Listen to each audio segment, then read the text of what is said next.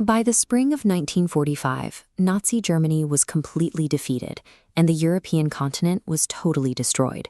Its major cities were reduced to rubble, and its economies were effectively erased.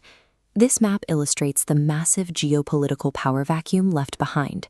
The traditional European empires had collapsed, leaving the continent open. Almost immediately, the two remaining giants, the capitalist United States and the communist Soviet Union, stepped in to fill the void, their spheres of influence pressing directly against each other. This created what political scientists call a security dilemma. After losing 27 million citizens to the war, Joseph Stalin demanded a physical buffer zone in Eastern Europe to prevent any future invasions.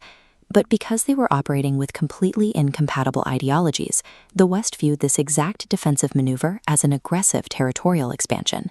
The peace of 1945 was actually a highly volatile trap. Any defensive action taken by one superpower guaranteed an offensive reaction from the other. You can see the wary but cooperative dynamic of the Big Three at the Yalta Conference in February of 1945. They were united by a common enemy and willing to negotiate the post-war borders. But look at the Potsdam Conference just 5 months later. Franklin Roosevelt is dead, replaced by Harry Truman. Winston Churchill has been voted out, replaced by Clement Attlee. Only Stalin remains. The continuity of leadership is broken.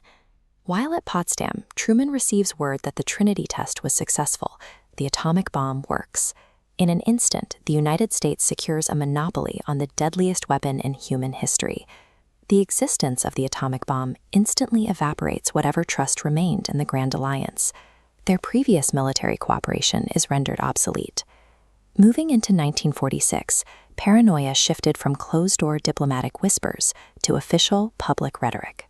In February, Joseph Stalin stood before an audience at the Bolshoi Theater and boldly declared that capitalism and communism were mutually exclusive.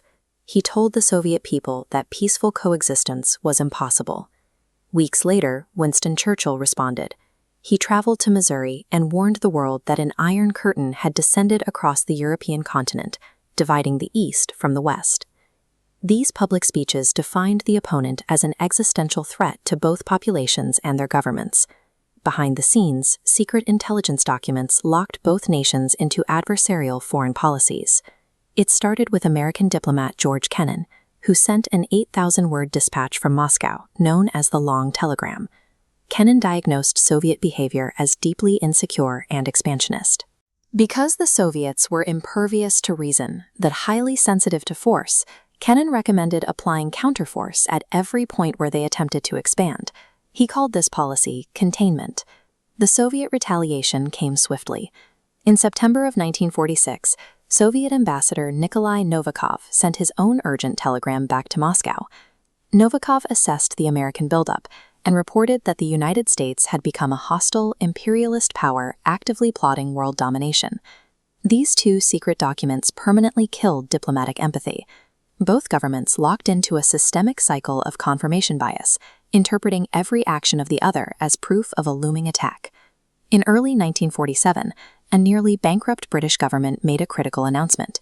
They could no longer afford to fund the military fight against communist insurgents in Greece and Turkey.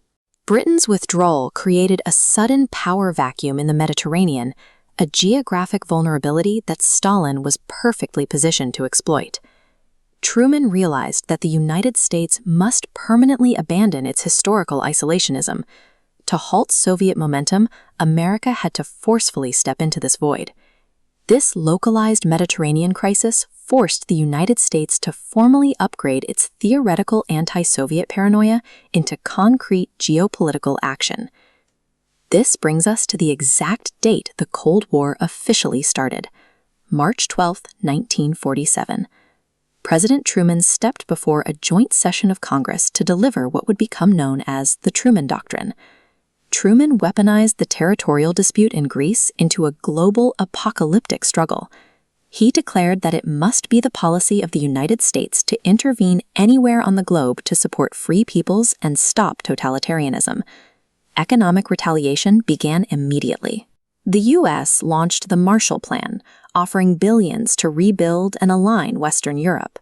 In response, Stalin strictly forbade his satellite states from participating and countered with the Molotov Plan to lock down the East. The physical consequences of this ideological declaration were swift, leading directly to the Soviet blockade of Berlin in 1948 and the massive Allied airlift that followed. The post-war era's quiet hid the loud, grinding hum of two industrial giants locking into the 40-year standoff initiated by the Truman Doctrine.